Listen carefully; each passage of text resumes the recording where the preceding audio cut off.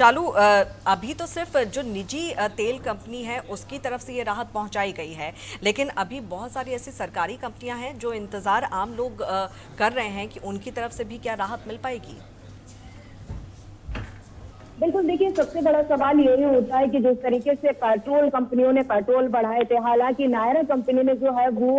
Petrol के दाम कम किए हैं, जो कि वो कहीं ना कहीं बहुत कम लोग नायरा कंपनी से पेट्रोल जो है वो फ्यूल भरवाते हैं। लेकिन सबसे बड़ा सवाल यही है कि जो सरकारी कंपनियां, चाहे हम इंडियन ऑयल की बात करें, भारत पेट्रोल की बात करें, तमाम जो सरकारी कंपनियां हैं पेट्रोलियम, उनके दामों में कब तक जो है कटौती की जाएगी, इसको लेकर के जनता को कहीं ना कहीं अब आस जरूर लगाना शुरू कर दिया है। क्योंकि जिस तरीके से वो कंपनी ने दाम बढ़ाए, अब देखना यही होगा क्योंकि सरकार को कहीं ना कहीं जो सरकारी पेट्रोल पंप है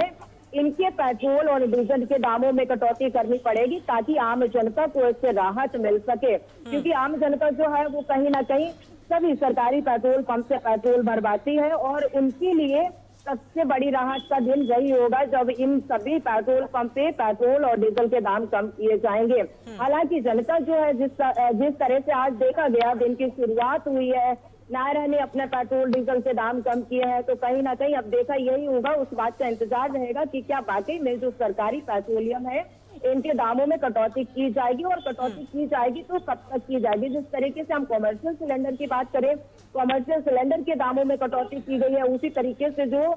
जनता है, जो घरों में सिलेंडर यूज होते हैं, तो कहीं ना कहीं अब उसमें एक आग की किरण जो है वो निकल के सामने आई है कि कहीं ऐसा हो किसी दिन जो है जो घरेलू सिलेंडर है, गैस सिलेंडर, उनके दामों में कटौती की जाए। कंसल्टिंग एडिटर गोविंद जी भी इस वक्त हमारे साथ जुड़ गए हैं। गोविंद जी, आप इसे किस तरह से देखते हैं? शुरुआत यहाँ पर हो गई है, क्या लगता है कि आने वाले दिनों में और भी राहत यहाँ पर आम जनता को मिलती हुई नजर आ सकती है? बिल्कुल, देखिए अंकिता जी, जिस तरह से हुर्मुज की जो स्टेट की जो जहाँ पर रुकावट हुई थी टैंकरों को लेकर, जहाज़ों की, और उसकी आवाजाही अब शुरू हो गई है और इसमें सभी देशों के बीच में एक आपसी सहमति बन गई है। इसका नतीजा ये आपको दिखाई अब पड़ना शुरू हो गया है कि वहाँ पर जो भारत के जो खेप रुके हुए थे, यानी कि जो टैंकर रुके हुए थे, अब वो पूरी तरह से भारत की तरफ अब बढ़ना शुरू कर दिया है। रोज़ कम से कम 4 से 5 टैंकर यहाँ पर पहुँचना शुरू होंगे। तो ऐसे में जो गैस और पेट्रोलियम पदार्थों की जो कमी हो गई थी देश में, उसको अब पूरी तरह से एक तरह सुचारू तो नहीं कह सकते जो अब हो गया है, लेकिन बहुत हद तक इसको अब सहूलियत देने के लिए अब सरकार इसमें कामयाब होती हुई दिखाई पड़ रही है। और इसका नतीजा ये है कि अब जो कीमत है और उसमें आप धीरे धीरे आप उतराव की तरफ आप देखेंगे। लेकिन ये बात ज़रूर है कि जिस बीच में 2 महीने के अंदर, 3 महीने के अंदर में करीब करीब 10 से 12-13 रुपये पर लीटर गैस में भी इसी तरह से बढ़े थे, तो उसको अब कम करना कितना कम होगा ये डिपेंड करता है। मेनली अब जो पेट्रोल, डीजल और गैस के कारण से जो साइड इफ़ेक्ट पड़े थे, यानी कि होटलों के खाने पीने या ट्रांसपोर्टेशन में जो भाड़े बढ़े थे,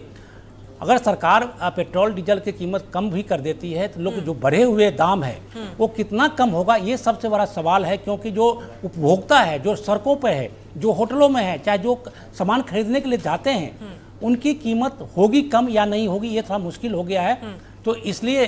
ये चिंता की विषय जरूर है। लेकिन सरकार को और जो आरबीआई की जो रूल है, और ये जरूर उनको कोशिश करनी चाहिए कि इसमें जो उपभोक्ता को घर तक पहुंचने में सहूलियत हो उनको।